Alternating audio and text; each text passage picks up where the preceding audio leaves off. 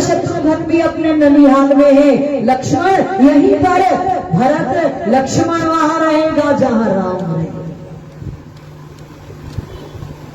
राम समझ गए और लक्ष्मण से कहा, अगर तुम्हारी माता सुमित्रा तुम्हें आज्ञा देगी तो तुम चलो हमारे साथ। और लक्ष्मण माता सुमित्रा के पास आते हैं। सुमित्रा को भी मालूम हो गया है और लक्ष्मण जी से प्रणाम करते हैं माता को। माता ने कहा, लक्ष्मण, राम जहां तेरी अवध वहां है जहां पर राम, और मैं तेरी माता नहीं हूँ, सीता तेरी माँ है, राम तेरे पिता है, अवध वहां है जहाँ तेरा राम निवास करेगा। पुत्र, आशीर्वाद देती हूँ, तुम राम की सेवा करना, अपनी माता की सेवा करना। और लक्ष्मण को गले से लगा करके माता खूब विलाप करती है और शिक्षा देती है, पुत्र, स्वप्न के अंदर भी राग, द्वेष, ईर्ष्या, अभिमान, मोह, स्वप्न में भी इन विकारों को मत ले।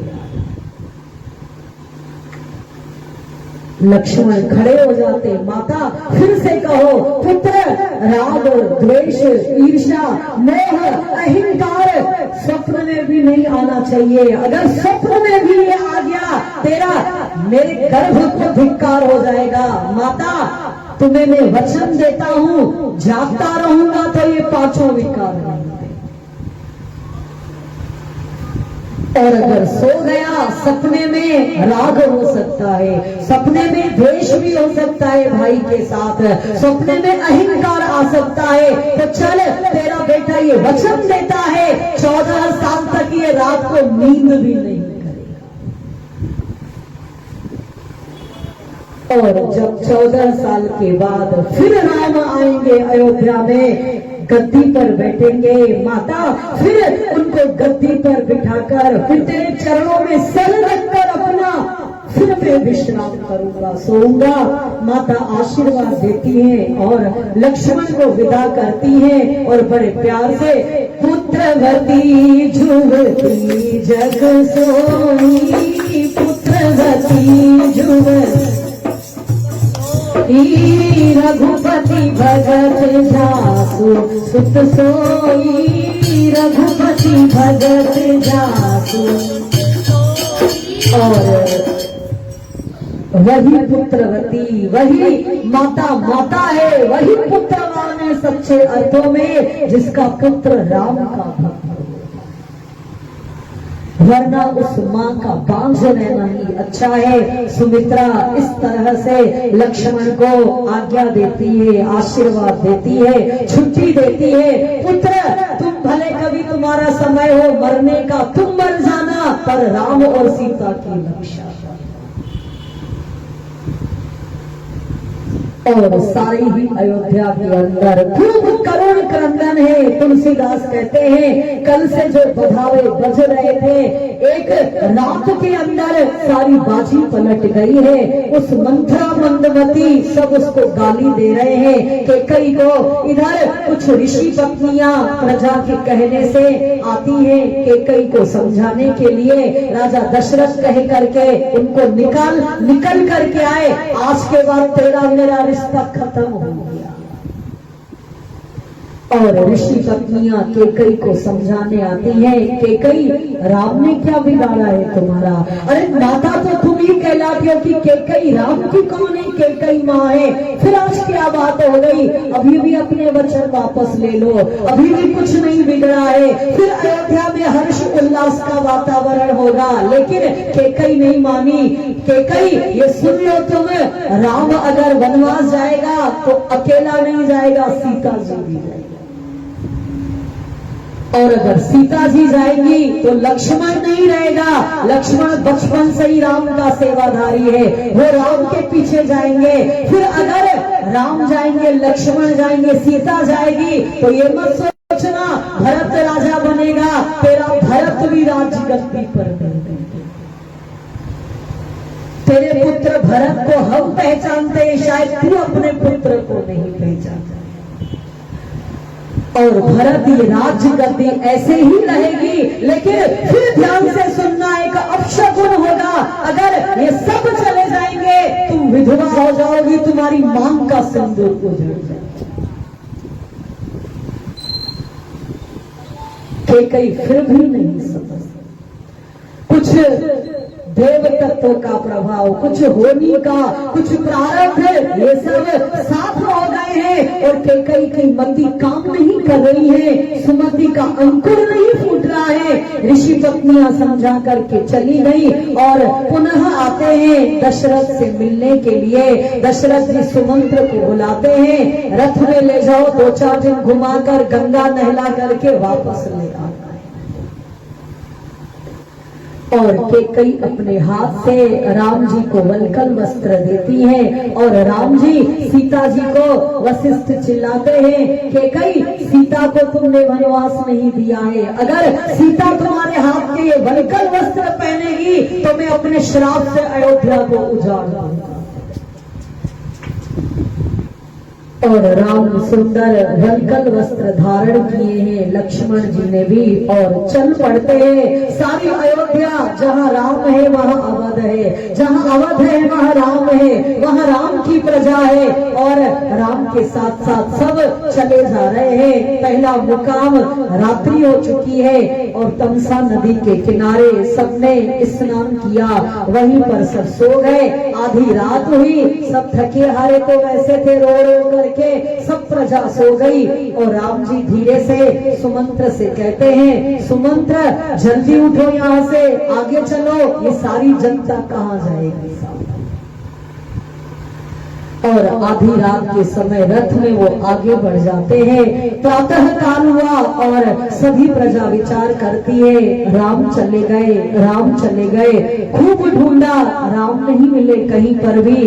उन सब प्रजा ने ये संकल्प लिया, 14 साल तक घर में दिया नहीं जलाएंगे, दीपक तब चलेगा जब राम वनवास से वापस आएंगे। और 14 साल तक अगर राम अन्न नहीं खाएंगे, फल खाएंगे, तो हम प्रजा भी अन्न नहीं खाएंगे, फल का आहार।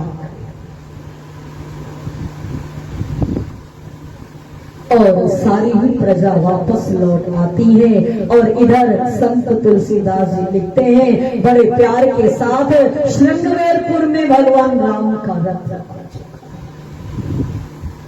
गंगा जी का दर्शन किया, गंगा जी में स्नान किया और माता सीता ने गंगा की स्तुति किया, बोलो गंगा मैया की।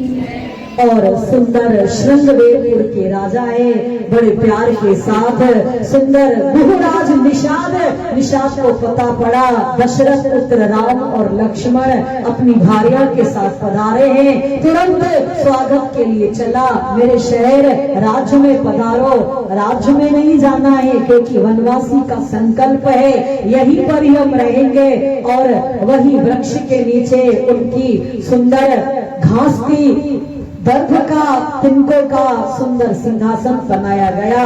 गुहराज निषाद ने फल लेकर के राम लक्ष्मण सीता को खिलाया। रात्रि हो गई, राम और सीता दर्भ के तिनकों पर विश्राम करते हैं और लक्ष्मण जी की पहरेदारी आज से ही प्रारंभ हो।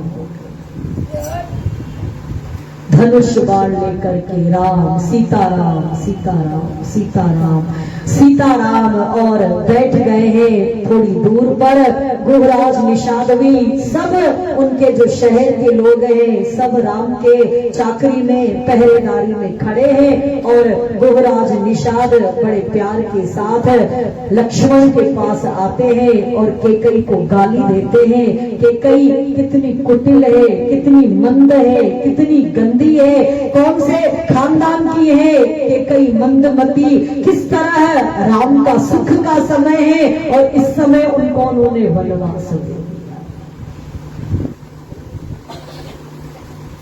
तब उस समय बड़े प्यार के साथ लक्ष्मण जी ने कहा, बोलो ऐसा है गुहराज निषाद, काहुन को दुख सुख कर दाता, निज कृत भोग करन सब भाता, बोले लखन मधुर प्रभुवाणी, ज्ञान विराग भगति रससानी, काहुन को दुख सुख कर दाता। लक्ष्मण जी ने भक्ति ज्ञान वैराग्य रस से सनी हुई वाणी बोली, निषाद राज कोई किसी को दुख सुख नहीं देता है, मनुष्य को अपना कर्म ही दुख सुख देता है। योग वियोग मंद अच्छाई भलाई हित अनहित जन्म मरण जहाँ तक ये जग के जंजाल है, संपत्ति विपत्ति कर्म काल धर्मी धाम धनपुर परिवार स्वर्ग नरक, जहाँ तक हमारे ये सब इंद्रियों के विषय जाते हैं, देखिए सुनिए घूमिए मन माही, माया सत परमारथ नाही, माया सत परमारथ नाही, काहू न को। गुहराज जिस तरह काल कर्म अच्छा बुरा स्वर्ग नरक रात दिन ये सब जहाँ तक हमारी इंद्रियों और इंद्रियों के विषय हैं, ये सब परमार्थतः सत्य नहीं है, ये मोह में है, ये माया है। परमार्थतः सत्य क्या है? परमार्थ सत्य क्या है? ये राम और सीता परमार्थ सत्य है। लेकिन जब राम की कृपा होती है, जिस तरह स्वप्न में भिखारी राजा बन जाए, जागने पर भिखारी भिखारी रहेगा, सपने में राजा भिखारी हो जाए, जागने पर वो भिखारी नहीं रहेगा, राजा रहेगा। इसी तरह ये संसार है, जगत का जंजाल है। जिस तरह स्वप्न खुलने पर हम वैसे के वैसे हैं, इसी तरह ये संसार स्वप्नवत है, लेकिन मूलतः हम कौन हैं? हम सब ईश्वर की संतान। और इसलिए गुहराज निषाद अस विचार नहीं कीजिए रोषु, ये विचार करके कभी रोष न करें, किसी को भी दोषी न ठहराएं, किसी का भी दोष न निकालें। ये सब हम लोग सब मोह निशा के अंदर सो रहे हैं, अनेक स्वप्न देख रहे हैं, लेकिन सत्य क्या है? ये सत्य ये है, मन क्रम वचन राम पद में हूँ, सदा धर्म परमारथ एक हूँ, मन क्रम वचन राम पद में हूँ, मन क्रम वचन। सखा सबसे बड़ा धर्म यही है, ये राम जी ये सच्चिदानंद स्वरूप है, ये माया से परे है, हम सब माया में है, इसलिए एक दूसरे को दोष देते हैं। जब ईश्वर की कृपा से जीव जाग जाता है तो किसी को दोष नहीं देता है, क्योंकि वो परमार्थवादी हो जाता है। इसलिए सखा तुम भी मन वचन कर्म से प्रभु राम के ही दीवाने बनो, सीता राम का चिंतन करो। और सारी रात में जागे हुए लक्ष्मण ने गुहराज निषाद को भी जगा दिया। ये है जागा हुआ जगा देगा और सोया हुआ सुला देगा अपने साथ। जागे हुए लक्ष्मण ने गुहराज निषाद को भी मोहक निशा से उन्होंने उनको जगा डाला, और गुहराज निषाद भी सीताराम सीताराम सीताराम। प्रातः काल हुआ और भगवान उठते हैं, नित्य क्रिया करने के बाद पुनः उन्होंने सुमंत्र भी साथ में है, नित्य क्रिया करने के बाद उन्होंने बरगद के पेड़ का दूध मंगाया और जटा बनाई है। सुमंत्र खूब रोने लगते हैं, राघव राम आपके पिता ने कहा था 2-3 दिन में इनको घुमा के वापस लाएगा। ये जटा उनके आंखों से आंसू बहते हैं। सुमंत्र आप महाज्ञानी हैं, धर्मात्मा हैं, इस तरह आप क्यों बोल रहे हैं? इस तरह तो एक अज्ञानी बोलता है। अरे मेरे पिता का वचन है 14 वर्ष वनवास, तो फिर मैं क्यों उस वचन का परित्याग करूं? वचन के पीछे मनुष्य अपने धर्म को स्वीकार कर लेता है कि ये मेरा धर्म है, सत्य हमारा धर्म है। इसलिए सुमंत्र तुम तनिक भी ग्लानि मत करो। जटा बनाई और सुमंत्र से कहा अब तुम विदा हो जाओ, सीता जी आप चलिए, नहीं दशरथ की देखभाल करना, हमारी ओर से प्रणाम करना। सुमंत्र को वहां से विदा कर देते हैं और सुमंत्र रोते रोते चले जा रहे हैं। गंगा स्नान किया, शिव जी का पार्थिव अभिषेक शिवलिंग बनाया, पूजन किया और आए हैं। भगवान गंगा किनारे खड़े हैं। अब गंगा किनारे खड़े हैं तो क्या देखा? गंगा जी के बीचों बीच एक नाव वाला खड़ा। केवट प्रसंग यहाँ से प्रारंभ होता है और सारे जगत का परमात्मा तुलसीदास कहते हैं, मांगी नाव न केवट आना, मांगी सबका केवट प्रसंग, मांगी नाव न केवट आना, मांगी नाव न कहीं तुम्हारे वरन में जाना, कहीं तुम्हारे वरन में जाना, कहीं तुम्हारे वरन में जाना, कहीं तुम्हारे वरन में जाना।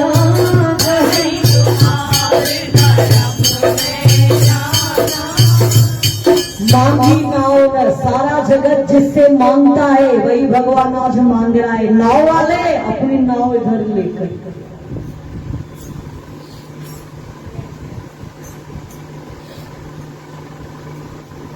सवाल उठता है कि क्या गंगा में एक ही नाव खड़ी थी क्या? केवट को ही अच्छी तरह मालूम था आज ये जगत का स्वामी मुझसे मांगेगा, इसलिए उसने गोहराज निषाद को वचनबद्ध कर दिया था। गंगा में एक नाव खड़ी है, इसलिए भगवान को मांगना पड़ा, बुलाना पड़ा। मांगी नाव, नाव वाले अपनी नाव यहाँ लेकर के आओ। केवट ने इशारा किया, नाव नहीं लेकर के आओ।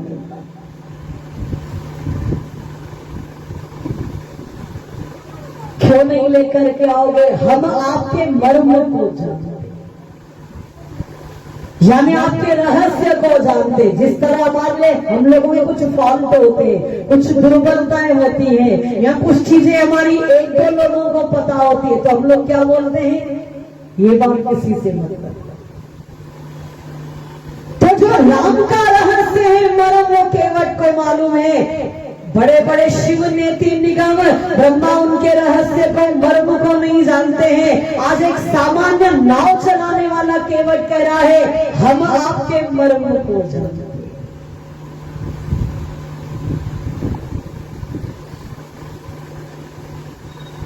तुलसीदास लिखते हैं, बहुत समय पहले गोहराज निषाद जंगल से लकड़ी काटने जाते थे, तो गोहराज निषाद शिकार खेलने के लिए गए और केवट भी लकड़ी काट के लौट रहे थे। गोहराज निषाद को पानी की प्यास लगी तो केवट ने उनको पानी पिला दिया। तो गोहराज निषाद ने कहा, प्यासे को तुमने पानी पिलाया है, बोलो क्या चाहिए? बोले ऐसा है, आप हमारे श्रृंगवेरपुर के राजा हो, राजा से जल्दी नहीं मांगना चाहिए, जब समय हो तब उनसे मांगना चाहिए। इसलिए हमारी मांग बरकरार बचाए रखते हैं, समय होगा तो आपसे मांगेंगे। और जैसे ही सब नाविकों को पता पड़ा राम कल गंगा के उस पार जाएंगे, सब अपनी नाव को सजा रहे थे, लेकिन केवट गरीब था, उसके पास बिछाने के लिए वस्त्र भी नहीं था। केवट घर पर आए अपने, और बहुत उनके अंदर हलचल आ गई, आंखों में अश्रु बहने लगे। देवी ने पूछा, घरवाली ने, क्या हो गया? बोले ऐसा है, कैसा हमारा फटा भाग्य है, कैसी गरीबी है। सब नाव वाले कल नाव सजा रहे हैं, पता नहीं कल किसकी लॉटरी लगेगी कि राम उस नाव पर बैठेंगे, लेकिन हमारे पास तो न वस्त्र है, न पैसा है, न सजावट है। पत्नी ने कहा, आप चिंता नहीं करो, भाव रखो, विश्वास रखो, और भगवान आपकी ही नाव है। उनके पास धन है पर भाव नहीं है, आपके पास भाव होगा, भगवान आपकी नाव में बैठे। और केवट रात भर सोचता रहा। गोहराज निषाद के पास आया रात्रि में। राजन बोले, हाँ, जो आपने कहा था ना मांगने के लिए, तो हम आज मांगने आए हैं। बोले क्या? मैं मांगने आया हूँ, आप सारे इस सुंदर अपने नगर में ढिंडोरा पिटा दो, कल गंगा में केवल केवट की नाव खड़ी रहेगी और किसी की नाव खड़ी रहेगी। बोले क्यों? बोले बस हमने मांगा आपको एवं वस्तु। बोले ठीक चलो। ढिंडोरा पिटा दिया गया। केवट की नाव के अलावा किसी की नाव गंगा में खड़ी न होगी। बोले ठीक है, राजा की आज्ञा है, इसलिए केवट की नाव वहां पर खड़ी है और भगवान से कह रहे हैं हम आपके मर्म को जानते हैं। क्या जानते हो?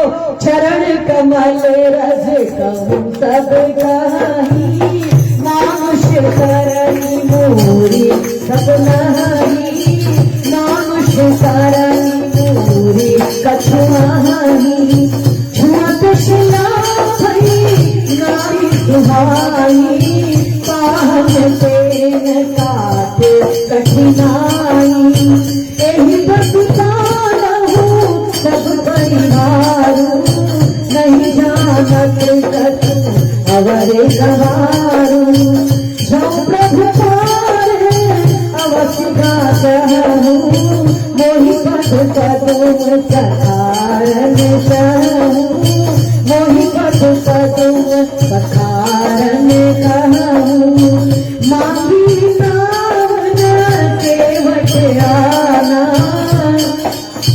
कहीं तुम्हारे मरम में।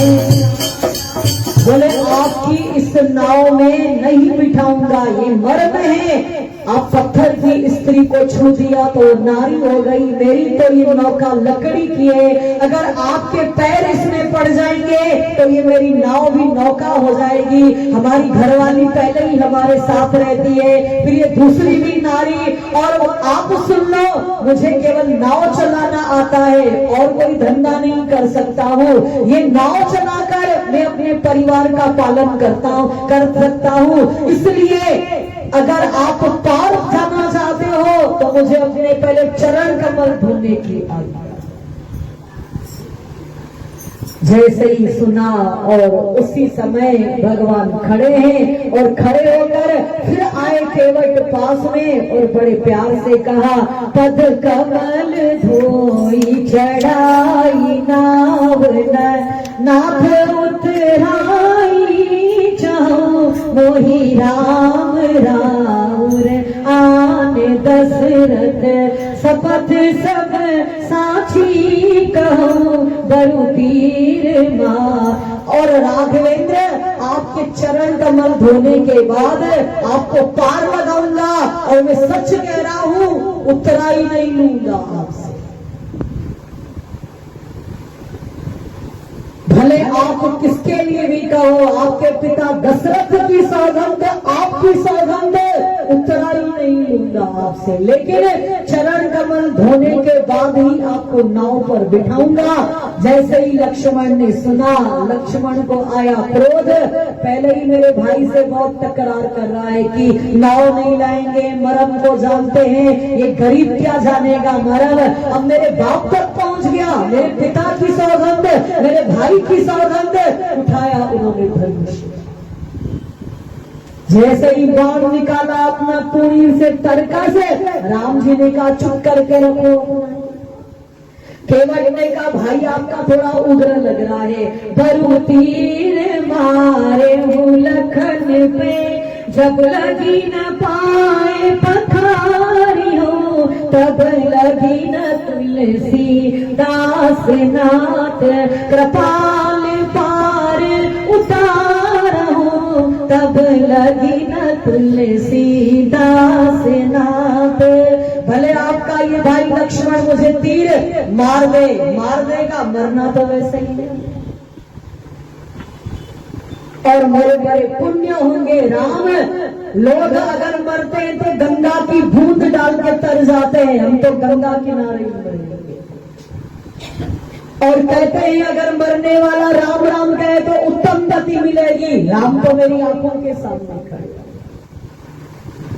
और फिर अगर हम मरेंगे तो फिर मेरे घर वाले रोते रोते आएंगे। ध्यान देना, आपको शमशान तक रोने का आपको सहारा हो, आपको मेरी अंतिम यात्रा पर भी चलना पड़ेगा शमशान तक, तो हमारा जीवन और धर्म मरण सफल हो जाए।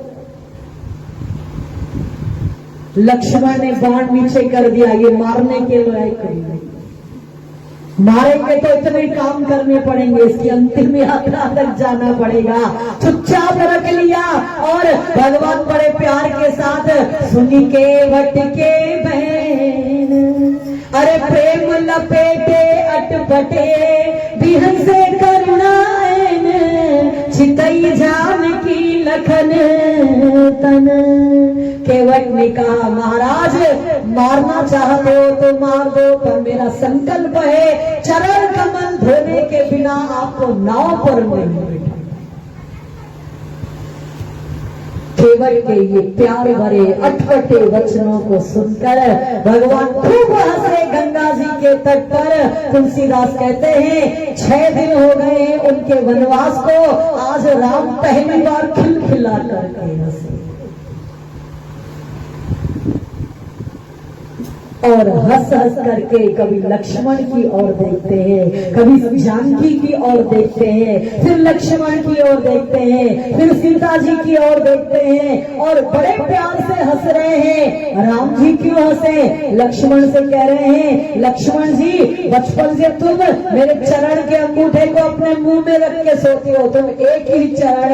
और सीता जी की ओर देखा, तुम्हारे पिता ने जब पानी ग्रहण हुआ मेरे चरण के एक अंगूठे को धोया था, और फिर जब तुम विवाह करके आई तो एक पैर की सेवा लक्ष्मण करता है, एक की आप करती हो। आज तक ये दोनों चरण किसी को नहीं मिले और आज ये दोनों चरणों की सेवा ही केवल लक्ष्मण की ओर देखा। पूर्व जन्म में ये कछुआ था और क्षीर सागर का कछुआ ये आया मेरे दर्शन करने के लिए। लक्ष्मण तुम शेषनाग बार बार फन मारकर इसको सागर में गिरा देते, ये फिर भावना से आता प्रभु का दर्शन करने, फिर तुम फन मारकर गिरा देते, फिर ये आता, आखिर में गिरा गिरा करके ये मर गया वहीं पर। लेकिन पूर्व जन्म की इसकी वासना है, आज फिर ये दर्शन कर रहा है चरण कमल। और उसी समय हंसते हंसते भगवान ने बड़े प्यार से कहा कृपा सिंधु बोले मुस्काई, सोई तुम करू जही आवन, सोई करू जही कब नाम लगाई। वे आन चल पाए पधारू, होत विलंब उतारहि पारू, जापु नाम सुमिरत एक बारा, उतरहि नर भव सिंधु अपारा। सोई प्रकाल के वटहि होरा, जय जग किया केहू पगहु ते थोरा। केवट राम रजायत पावा, पानी कठोता भरिले आवा। और कृपा सिंधु मुस्कुरा करके कहते हैं केवट वही करो जिससे तुम्हारी नाव नहीं जाए। और केवट ने राम की आज्ञा को प्राप्त करके बड़े प्यार के साथ संत तुलसीदास जी लिखते हैं जिसका नाम लेने से भवसागर सूख जाता है, वही प्रभु केवट का निहोरा ले रहे हैं। जिस प्रभु ने वामन बनकर 3 पैर से सारे पृथ्वी लोक 14 लोगों को नाप डाला, वही प्रभु आज केवट का निहोरा ले रहे हैं। केवट को कह रहे हैं वही काम करो जिससे तुम्हारी नाव न जाए। और उसी समय बड़े प्यार के साथ केवट राम की रजा को प्राप्त करके घर आया। कहा जा रहे हो? लक्ष्मण ने कहा कोई भी शुभ काम अकेले नहीं करना चाहिए, घरवाली को साथ रखना चाहिए। फिर गुस्सा आया, भगवान ने कहा चुप करके बैठो, इसको जो करना है आज। और उसी समय केवट घरवाली सबको बुलाया, चलो चलो चलो, और बड़े प्यार के साथ कठौता ले आया, पानी का लकड़ी का कठौता, और बड़े प्यार से उन्होंने अति आनंद उमगी अनुरागा, अति आनंद अति आनंद उमगी अनुरागा। जय हो चरण सरोज पठारन लागा, चरण सरोज चरण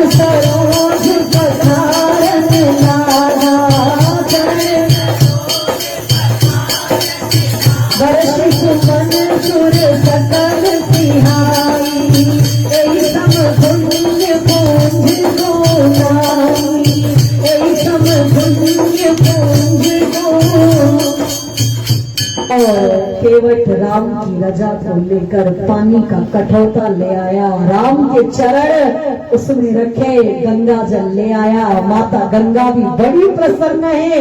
शुरुआत में तो उनको मोह हुआ, फिर जैसे ही आई निकट, मैं तो इनके ही चरणों से निकली हूँ, गंगा जी का जल ले आया, राम चरणों को धोता है बड़े प्यार के साथ।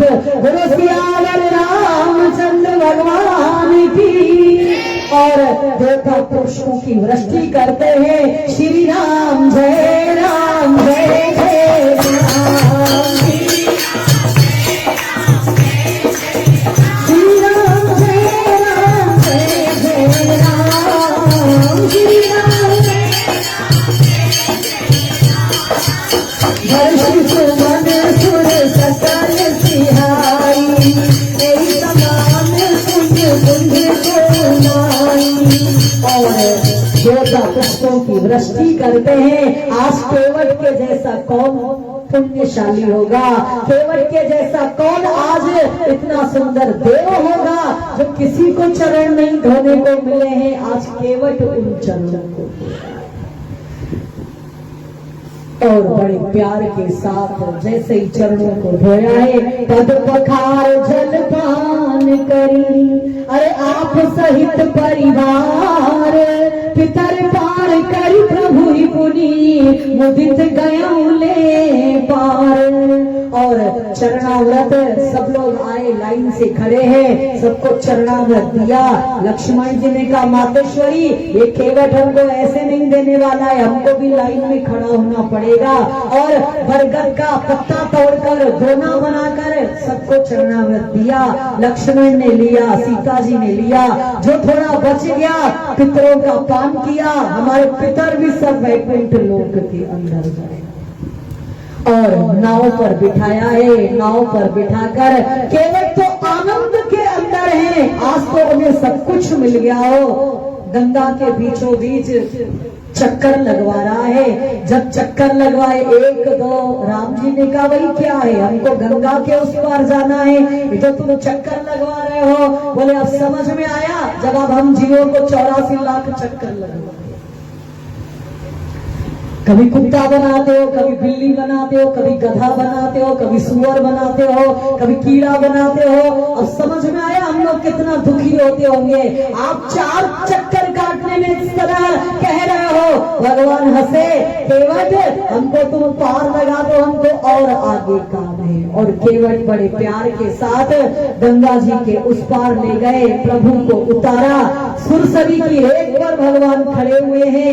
केवट उतर दीना, प्रभु सखी नहीं कछु नहीं दीना, यही सिया जान हारी, मन मुझरी मन मुझित उतारी, कहीं प्रताप ले मुस्कुराई, केवट शरण गए अपनाई, नाथ आज में काहन पावा, मिटे दोष सुखदारी दावा, बहुत काल में की मंजूरी, आज दीन विधि बनी भलभूरी, अब कछुनाथ न चाहिए मोरे, दीन सया।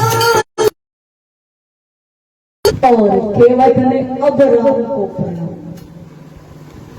क्योंकि प्रणाम तब किया जाता है जब उनकी सब माननी पड़ती है। केवट को पहले मनवाना था अपनी, अब सब मना लिया, अब दंडवत उतर करके किया। राम जी मनी मन सकुचा रहे हैं, कुछ उतराई। सीता जी पिय के हिय की जानने वाली है, जल्दी से अपने अंगुली से मुदित मुद्री उतारी, जो राम लिखी हुई माता कौशल्या ने उनको दिया था, वो उतारी उन्होंने और राम जी के हाथ में दिया। केवट ने कहा, राम जी ने कहा केवट ये उतराई, बोले ऐसा है, हाथ जोड़ करके उतराई नहीं लूंगा, उतराई तो मिल गई मुझे, बहुत काल से मैंने ये मजदूरी किया, उतराई लिया, लेकिन आज जैसा मैंने ये मजदूरी किया है, मुझे आज विधाता ने भली भांति अपनी मजदूरी दी। आज तो मेरा दुख दोष दारिद्र सब समाप्त हो गया। अब कछु नाथ न चाहिए मोरे, दीन दयाल अनुग्रह तोरे। दीन दयालु आप अनुग्रह करो, कृपा करो, मुझे कुछ भी आपसे नहीं। बोले नहीं लो, राम जी ने बहुत जिद किया तो धीरे से कहा, केवट केवट से कभी उतरा ही नहीं लेता है। लक्ष्मण को फिर गुस्सा आ गया, कहा तुम केवट और कहा हमारे राम जी। आपका भाई लक्ष्मण नहीं समझता है भगवान, हम इस गंगा के केवट हैं और आप भव सागर से पार करने वाले। हमने आपको गंगा पार कराई, जब हम आपके पास आएंगे आप भव सागर से हमको पार करें। और प्रणाम करते हैं, खूब रोते हैं। तब भगवान ने कहा कुछ तो देना चाहिए, अपनी भक्ति का उनको वरदान दिया। अच्छा भगवान 14 साल के बाद जब फिर लौटोगे इस भक्त को फिर से याद करेंगे। लक्ष्मण ने कहा देखा कितना होशियार है, 14 साल का बंधन फिर बांध दिया। और बड़े प्यार के साथ, प्रभु तो भक्त वत्सल है, प्रभु तो कृपा सिंधु है। तब जन करी रघुकुल नाथा, तब जन करी तुझी पार जीवनायु माता, तुझी पार। और तब रघुनाथ ने फिर स्नान किया और भगवान शंकर का पूजन किया। सीता जी ने गंगा जी को प्रणाम किया कि फिर मैं 14 साल के बाद अपने पति देवर सहित फिर यहाँ कुशलता के साथ जाऊं। माता आप आशीर्वाद करें। गंगा जी ने कहा तुम तो स्वयं जगत की माँ हो, लेकिन जबरदस्ती मुझे तुम यश देना चाहती हो तो मैं आशीर्वाद देती हूँ। पुनः 14 साल के बाद सकुशल आप यहाँ से वापस जाएंगे और सीता जी आपका यश सारे विश्व भर के अंदर फैल जाए। और आशीर्वाद दिया है। चलते चलते चलते आए हैं प्रयागराज में। भगवान ने प्रयागराज में वहाँ विश्राम किया है। जैसे ही विश्राम किया है और बड़े प्यार के साथ भगवान उठते हैं प्रयागराज में, तीर्थराज में उन्होंने स्नान किया, माधव की परिक्रमा पूजन किया, अक्षय वट की परिक्रमा किया, भरद्वाज ऋषि के आश्रम पर आते हैं और भरद्वाज ऋषि बड़े प्यार के साथ उनका पूजन, उनको सब खिलाते पिलाते हैं, हाथ जोड़कर कहते हैं आज सफल तप तीरथ त्यागू, आज सुजल जप जोग विराजू, सफल सफल शुभ साधन आजू, राम तुम्हि अवलोकत आजू, अब करी कृपा देहु हर देहु, निज पद सर सिद्ध सहज समेत। और भरद्वाज ऋषि ने खूब स्वागत किया है। सब आए हैं ऋषिश्वर मुनीश्वर, राम जी का दर्शन। भरद्वाज ने कहा आज मेरा तीर्थ जब तब सब सफल हो गया, क्योंकि सब साधनों का फल राम सिया का दर्शन है। बड़े प्रसन्न हो जाते हैं और वहीं पर ही भरद्वाज के कहने से उनकी कुटिया में विश्राम किया है। फिर प्रातः काल हुआ, प्रयागराज में स्नान किया। भरद्वाज से कहा अब हमको किस दिशा की ओर जाना है, आप हमें मार्गदर्शन करें। तब भरद्वाज जी ने अपने 4 शिष्यों को बुलाया जो वेद में पारंगत हैं। कहते हैं ये 4 वेद थे, जाइए आप राम और लक्ष्मण को सुंदर मार्ग दिखाएं। और चलते चले जा रहे हैं। सुंदर यमुना जी आती है, यमुना जी में स्नान करते हैं और उसी समय एक तपस्वी आता है जो कि तेज का पुंज है और राम जी उसको मिलकर गले लग जाते हैं। मानो प्रेम और परमार्थ दोनों एक दूसरे से गले लगते हैं। ये कौन है? ये मान लो तुलसीदास कहते हैं, कोई कहते हैं ये हनुमान जी हैं, कोई कहते हैं साक्षात प्रेम था, तो कोई कहते हैं ये साक्षात अग्नि देवता थे। कोई भी हो वो तपस्वी उनके साथ मिलता है और बड़े प्यार के साथ जमुना जी में स्नान किया और वहीं पर से गुहराज निषाद को उन्होंने वहां से भेजा है। जिस गांव के अंदर राम चले जा रहे हैं, जहाँ जहाँ राम चरण चली जाई, सिर समान अमरावती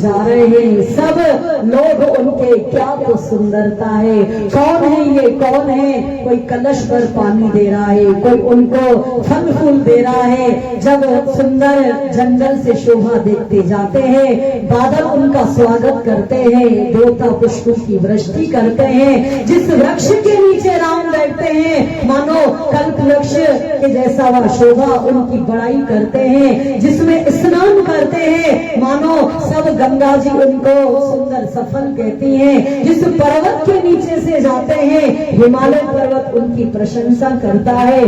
गांव के अंदर आते हैं, सब ग्वाल ग्वाल भीड़ उनके पीछे राम जी राम राज्य की स्थापना करते करते जाते। पुर नर नारी सब उनके पीछे पीछे, जहां तहां राम का स्वागत। जंगल में जाते हैं तो देवी देवता उनका स्वागत करते हैं, गांव में जाते हैं तो गांव के भीड़ बालक उनका स्वागत करते हैं। और बड़े आनंद के साथ सुंदर चलते चलते आए हैं। चलते चलते जब एक गांव आया, सब जैसे ही सीता जी की ओर देखा, सीता जी थकी हारी हैं, वृक्ष के नीचे बैठ जाते हैं। गांव की स्त्रियां आती हैं, सब उनका स्वागत करती हैं। एक स्त्री ने इशारा किया, हमारे साथ अकेले बैठो आके। सीता जी उनके साथ बैठी तो बड़े प्यार से पूछा, ये जो श्याम रंग के हैं और जो गौर वर्ण के हैं, ये कौन है तुम्हारे?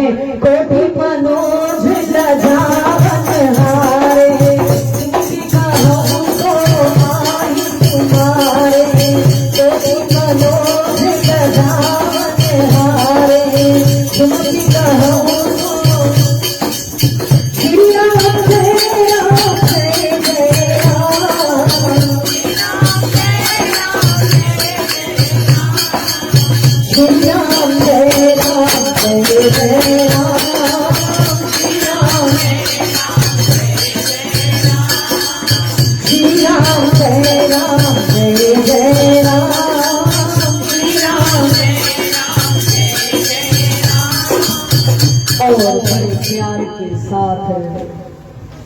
जो इतने सुंदर सुंदर आपके साथी दो चल रहे हैं, ये कौन है आपके? सीता जी ने अपना सुंदर सर पर पल्ला रख करके धीरे से कहा, जो गोरे गोरे रंग के हैं ना, बोले हाँ वो देवर लगते हैं। अच्छा, तो गोरे रंग के आपके देवर है, नाम क्या है? लक्ष्मण इनका नाम है। वाह भाई वाह, देवर तो बहुत अच्छे हैं। जो इस श्याम वर्ण के हैं, बोले ये मेरे परम प्रिय थे। क्योंकि पहले जमाना था पति का नाम नहीं लिया था, तो पति का नाम बच्चों के समान उठते बैठते। क्योंकि पहले पति का एक रिस्पेक्ट था, सम्मान होता था, वो बड़े हैं हमसे, बड़ों का नाम नहीं लिया जाता है। और कहावत है, पति का नाम लेने से पति की आयु कम हो जाती है। इसलिए कलयुग में ये लक्षण रहेगा, कलयुग में स्त्रियां विधवा होती चली जाएंगी। पहले का समय था जब स्त्रियां सुहागन हुआ करती थी, लेकिन कलयुग में एक चला आ रहा है। भाई हमें तो नहीं मालूम, ना तो हम विधवा है ना सधवा है, हमें नहीं मालूम क्या होता है, नाम लो कि न लो, लेकिन ये चला आ रहा है। पति का नाम लेने से उसकी आयु कम हो जाती है, या ये कहो एक रिस्पेक्टेड पति के साथ हमारा रिश्ता है। जो बड़े होते हैं उनका नाम न लिया जाना चाहिए। तो सीता जी ने कहा, ये जो है ना श्याम रंग के, जिसको देख करके अनेक कामदेव लज्जित हो जाते हैं, ये मेरे परम प्रिय।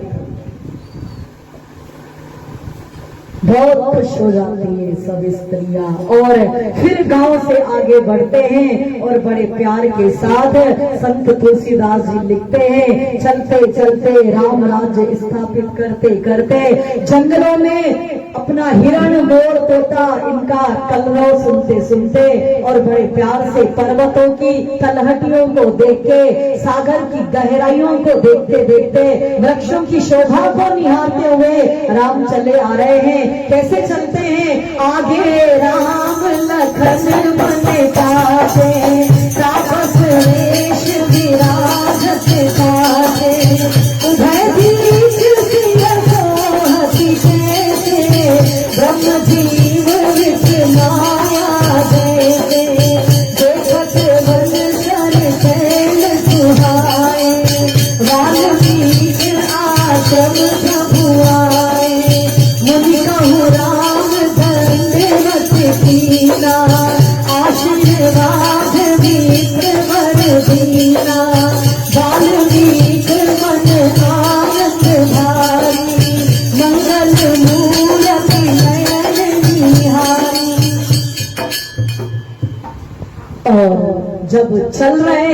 तुलसीदास जी कहते हैं आगे राम लखन सिय पाछे, आगे आगे राम है और पीछे लखन है, बीच में मातेश्वरी चल रही।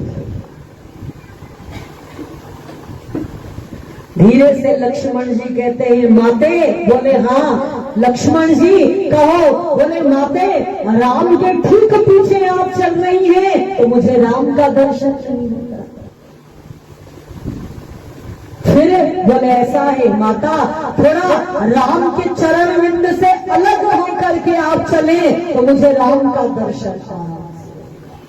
आगे ब्रह्म है, पीछे माया है, फिर पीछे जीव है। अगर जीव माया को देखेगा तो हमेशा भ्रमित रहेगा, जीव अगर ब्रह्म को देखेगा तो माया कभी भी उसका नुकसान नहीं पहुंचाएगी। माता थोड़ा सा बस बाहर निकल करके चलो, और माता उभय बीच होकर के चलती हैं। आगे राम के चरणारविंदों से अलग हट करके सीता, और राम के ठीक पीछे लक्ष्मण। उभय बीच श्री सोहती कैसे, ब्रह्म जीव विच माया। जिस तरह ब्रह्म और जीव के बीच में माया रहती है, उसी तरह आगे राम लखन सिय पाछे, इस तरह ये चलते चले जा रहे हैं। और चलते चलते चलते सैल पर्वत सागर सबका दर्शन करते करते, राम राज्य की स्थापना करते करते सुंदर वाल्मीकि ऋषि के पास आए हैं। राम ने वाल्मीकि ऋषि को दंडवत प्रणाम किया, और वाल्मीकि जी वही वाल्मीकि जिन्होंने मरा मरा कहकर राम राम, ये वो वाल्मीकि हैं जिन्होंने राम के आने से हजारों साल पहले वाल्मीकि रामायण लिख दिया था। आज राम को सामने देखा है, उनके मन में तो आनंद ही आनंद आ गया, अतिशय आनंद। नैन मूर्ति नैन निहारी, इन आंखों के देख रहे हैं उस मूर्ति को सुंदर। और भगवान ने हाथ जोड़ करके कहा, बोले ऐसा है आज आपका दर्शन हुआ, मेरा जीवन सफल हो गया। हे नाथ, मैं आपके पास आया हूँ, ये मेरा बड़ा सौभाग्य है। पिता का वचन और माता की उसमें सम्मति, और इसके साथ साथ मुझे आप लोगों का दर्शन, साधु संतों का और समस्त लोगों का सुंदर एक आनंद मुझे प्राप्त हुआ। अब आप बतलाइए हे वाल्मीकि, मुझे कहाँ रहना चाहिए जहाँ रहने के बाद किसी मुनि संत साधु मनुष्य को उद्वेग न पहुंचे। ये राम की परिभाषा है, मेरे द्वारा किसी को भी उद्वेग नहीं, मेरे द्वारा किसी को भी हानि न हो, वो स्थान आप बतलाओ। तब वाल्मीकि जी हंस करके कहते हैं, राम आप तो एक सामान्य जनों की भांति पूछ रहे हैं, आप कौन है मैं आपको अच्छी तरह से जानता हूँ। आप कौन है? चिदानंद मैं देह तुम्हारी, जग देखन तुम देखनिहारे, निधि हरि शंभु सजावने हारे, कोई जानत जेहि देहु धनाई, जानत तुम्हारी तुम्हारी होई जाई, जानत तुम्हारी। मैं कौन हूँ, आप कौन है, मैं पहचानता हूँ आपको। आप साक्षात परात्पर ब्रह्म है, और ये आपके साथ जो सीता जी हैं, ये आपकी आज्ञा से जगत का रक्षण पालन ये सब करती हैं। और ये लक्ष्मण, ये सहस्त्र शेष जी के अवतार हैं। ये तो आप नरलीला कर रहे हैं, और इस संसार के अंदर अधर्म का नाश करने के लिए आप आए हुए हैं। आप पूछते हो हम कहाँ रहे? राम आप बताओ, आप कहाँ नहीं रहते हो? पहले आप। राम जी हंसने लग जाते, जवाब दो राम, पहले ये बताओ कि राम कहाँ नहीं है?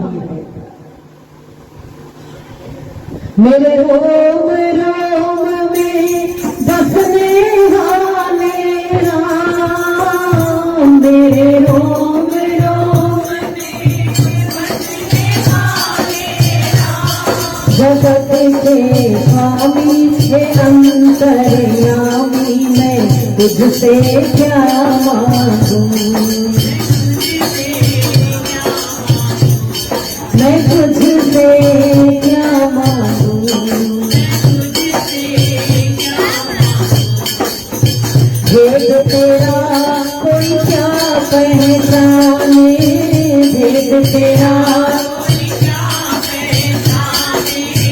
जो तुझसा हो वो तुम जाने, जो तुझसा नाथ मेरे मैं क्यों कुछ सोचूं, नाथ मेरे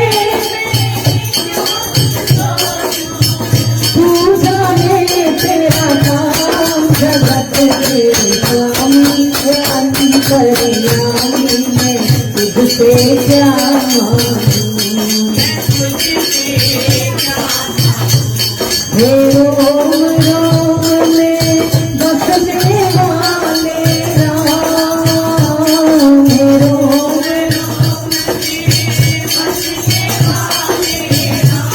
जगत के स्वामी है अंतर्यामी, मैं तुझसे क्या मांगूं।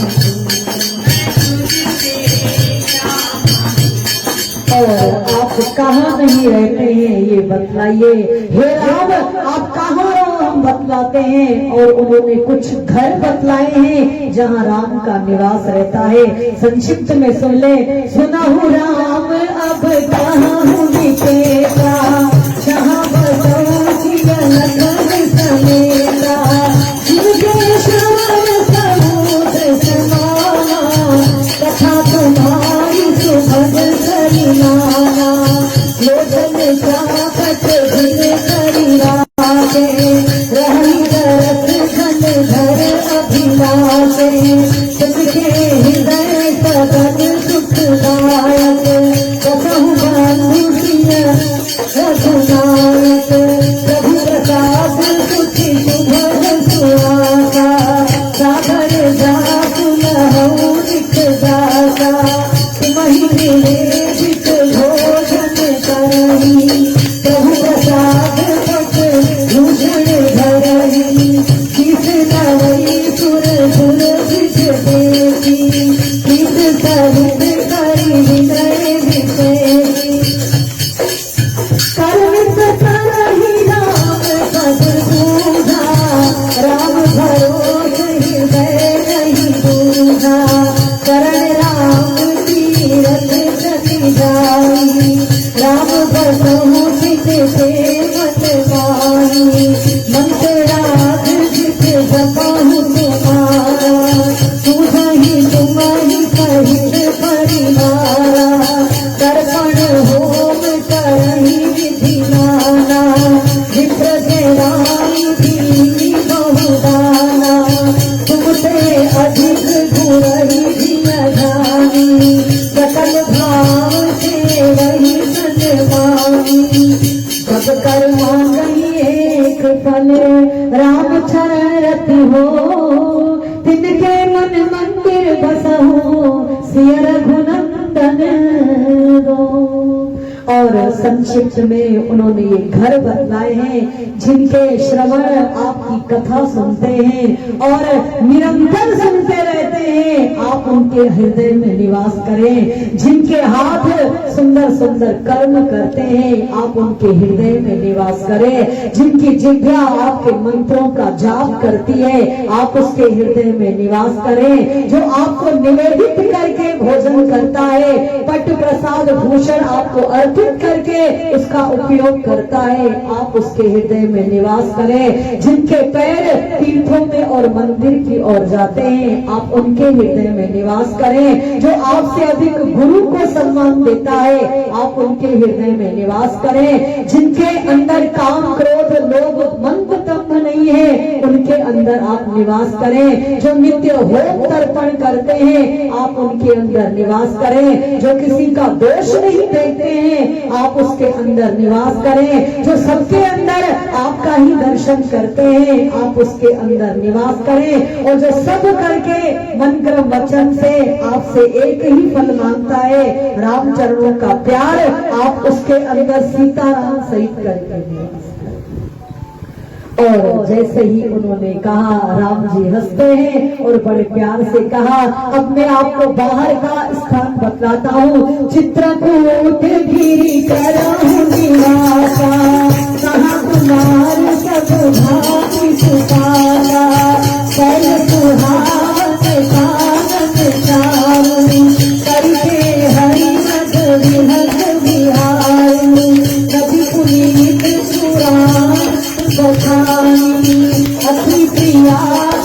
तक बल जाई, सुंदरी धार आई ताई, जो सब पापत को चचदाई, अपनी आदि मुनिवर बहु मगरी, चलहु सकल शब जप करे करहु, राम देहु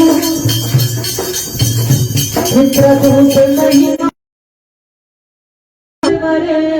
सिया समेत दो भाई। और बड़े प्यार के साथ राम आप यहाँ से थोड़ी दूर पर जाओ, चित्रकूट बड़ा ही एक सुंदर शहर है, गांव है, वहां पर सुंदर पर्वत शिखा है और वहां सुंदर सुंदर पर्वतों की शाखा पर अत्रि अनुसुईया वहां रहते हैं। अनुसुईया के प्रभाव से गंगा जी वहां मंदाकिनी के रूप में निवास करती है। तुलसीदास को मानो हिलोरे लेते हैं, राम उनके चित्रकूट में आए हैं और बड़े प्यार के साथ मुनिवर से विदाई मांगी और चित्रकूट में आते हैं। राम के आने से पहले ही देवताओं ने उनकी पर्णकुटी तैयार कर दी। सुंदर सुंदर गुफाओं के रास्ते, पर्णकुटी राम और सिया की और लक्ष्मण की, बड़े प्यार से सुंदर सुंदर फल फूल से लदे हुए वृक्ष सब वहां पर तैयार हो गए। और जैसे ही चित्रकूट में राम अपने चरणों को रखते हैं, मानो बसंत ऋतु छा जाती है। और बड़े प्यार के साथ मंदाकिनी में स्नान किया। आप चित्रकूट गए होंगे, बड़ा प्यारा वहाँ राम जी का ये स्थान है। 13 साल तक राम चित्रकूट में निवास किया और बड़े प्यार के साथ ऊपर जाकर पर्वत की श्रृंखला है, जहाँ भगवान नारायण का सुंदर कामदगिरी नाम का मंदिर है, जो भगवान ने ही बनाया था और भगवान ने उसी नारायण की पूजा किया था। आज भी उस कामदगिरी की जो परिक्रमा करते हैं, उनको 100 यज्ञ करने का फल प्राप्त होता है। और चित्रकूट में राम जी आ गए तो छा गए। वहां पर आकर रोज प्रातः काल देवता उनसे मिलने के लिए आते हैं, भगवान उनको दूर से वंदन करते हैं। चित्रकूट में 3 प्रकार के लोग उनसे मिलने आते हैं। सबसे पहले अमृत वेले के समय देवता उनके पास आते हैं, प्रभु उनको दूर से ही वंदन करते हैं। क्यों? क्योंकि देवता स्वार्थी हैं, जहाँ राक्षस मर जाएंगे फिर देवता उनको पांव पड़ने देंगे। स्वार्थी को दूर से ही वंदन करें, वंदन करना चाहिए कोई भी हो। देवताओं को वंदन करते हैं, देवता भी उनको वंदन का उत्तर देते हैं और चर्चा करके चले जाते हैं। फिर ऋषिश्वर मुनीश्वर वहां पर सब आते हैं, भगवान उनको दंडवत प्रणाम करते हैं। ऋषिश्वर मुनीश्वर उनको आशीर्वाद देते हैं और उनका दर्शन प्राप्त करके वो भी चले जाते हैं। उसके बाद नित्य क्रिया करने के बाद, कंद मूल फल खाने के बाद सब अपना आराम से फिर उस सुंदर गिरी कानन के बच्चे बच्चे जवान जवान सब आते हैं और भगवान से कहते हैं चलो हम आपको घुमा करके आते हैं। और सब बच्चों के साथ राम जी, सीता जी, लक्ष्मण घूमने के लिए चले जाते हैं। सायंकाल को आते हैं, भगवान उनको हृदय से लगाते हैं। देवताओं को वंदन, ऋषियों को दंडवत और बालकों को हृदय से लगाते और सब एक दूसरे का ख्याल रखते हैं। सीता जी ख्याल रखती हैं कि लक्ष्मण जी कहीं उनको कोई दुख न हो।